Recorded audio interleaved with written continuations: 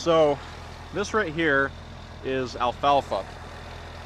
It is one of the best cattle feed forage crops that are out there for both beef and dairy cattle. We raise it for beef for winter feed, but it's extremely water intensive. And if you've been paying any attention to the weather conditions in the western United States, you'll know that it's been exceedingly dry, and our farm has been no exception. However, this particular alfalfa field, unlike some of our other ones and most of the other fields around our area, it is really producing well this year. This is the third cutting we've gotten off of it, and we don't use irrigation, unlike most of the alfalfa that is grown throughout the West.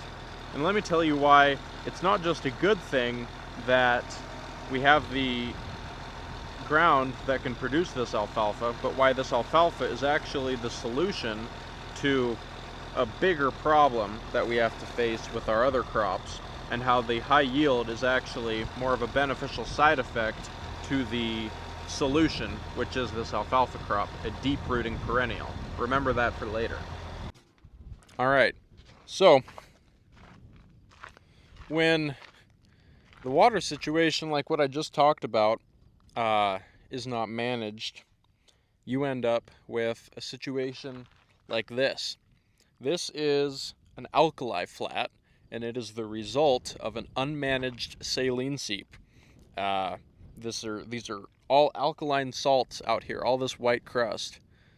This is completely inhospitable to pretty much any plant life that you could come up with. There are some grasses right here on the edges. You can kind of see where they've taken root, and what allows them to do that is that those grasses were just well established enough when the seep started coming up out of the ground that they were able to use up the water and keep this crust from happening. Because what really forms this is dissolved solids from the water. As it moves underground out to here, it collects these salts and other, trace minerals, and when the water rises up to the surface here in these low spots, when it doesn't have anywhere else to go, and then the water on the surface dries out and evaporates, it leaves this really heavy salt deposit, and it stays here even when it rains on this, because as the water is continuing to come up, it doesn't have anywhere to drain. It just turns into a mud pit and then evaporates and leaves more salts. There's really no easy way to kind of reclaim this ground. However, it is possible with a lot of patience and with the help of deep rooting perennials, which in our case, a great one is alfalfa, because we can raise it, cut it, bale it, and then sell it for cash, which is a big one. You obviously want to be making money with your land in whatever way you can. Who wouldn't want to do that?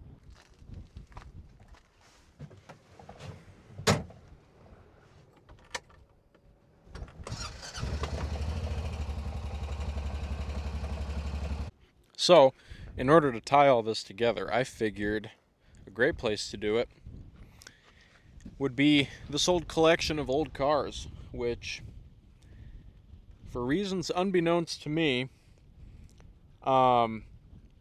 sometime back in the day, they built a dam out here on this creek bed near the alkali flat that we were just at, and they put it here to kind of just retain some water, I believe for just watering cattle. I don't think it was for irrigation. There's another one that was formerly used for irrigation further up the creek a long ways. But I don't know, it's kind of just a neat place. Anyway, the reason that these saline seeps really happen is because of water that doesn't have any drainage, anywhere to go. And that's the ultimate culprit. And the drainage is really hard to fix, just because of how flat it is out here. And it's the primary cause of this lack of drainage is most likely a layer of really hard rock below the surface a ways. And The surface soil above that rock gets thinner the further down here you get, and that's what makes these seeps more frequent. Now, it's not really feasible to increase drainage that way, but you can create a, so to speak, drainage with plants. Plants that use more water than certain other ones. Out here, grass is what is around most of these saline seep areas, and these grasses, a lot of this actually used to be farm ground, but it was put into CRP back in the day and turned back into grass. But grass doesn't use up much water. Now, remember back to what I said about alfalfa being one of the most water-intensive crops out there, particularly for its size. Well, not only that, but we've found alfalfa to be fairly tolerant to the type of water that comes up in these seeps. And going along with that, we've found that planting alfalfa near the edge of these seeps can help pull that water out and allow rainwater, when it falls, to help take those surface salts and start working them down into the soil. And the alfalfa actually pulls up some of those salts as it grows. You can't plant alfalfa right in the middle of one. It's just as simple as that.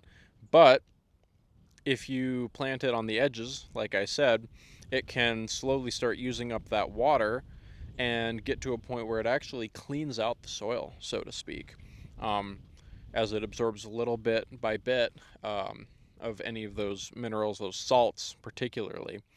And you can actually reclaim that ground that had that nasty white crust on it. A lot of that field up there that I was just cutting hay in, at one point had a similar, not quite as bad, but a similar situation going on there. And over time, you can use that alfalfa to reclaim that ground and make it usable again. And actually, once you get a stand established, that water that seeps up generally doesn't contain enough of those plant toxic salts to kill out the alfalfa, and it actually creates a really fertile spot for a plant like that to utilize. Now, not every crop is effective for that. Some are significantly more sensitive than others, but alfalfa, we've found, is really great for it, particularly the fact that it's deep rooting and it's perennial, which means that there's never really not a time during anywhere in the growing season where a plant can be growing that alfalfa isn't using as much water as it can.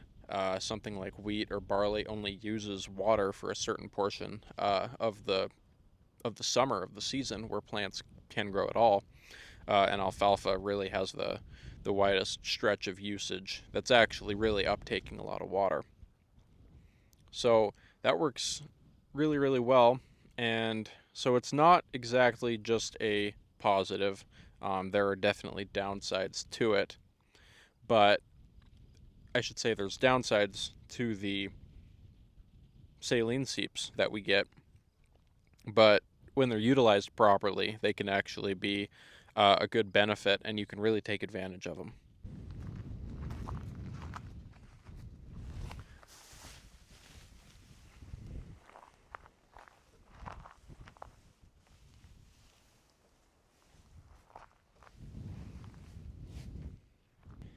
It's definitely not quite like those big old irrigated windrows, but for third cutting with like 7 total inches of rain since about March, it might not even be that much. It might be more like 6.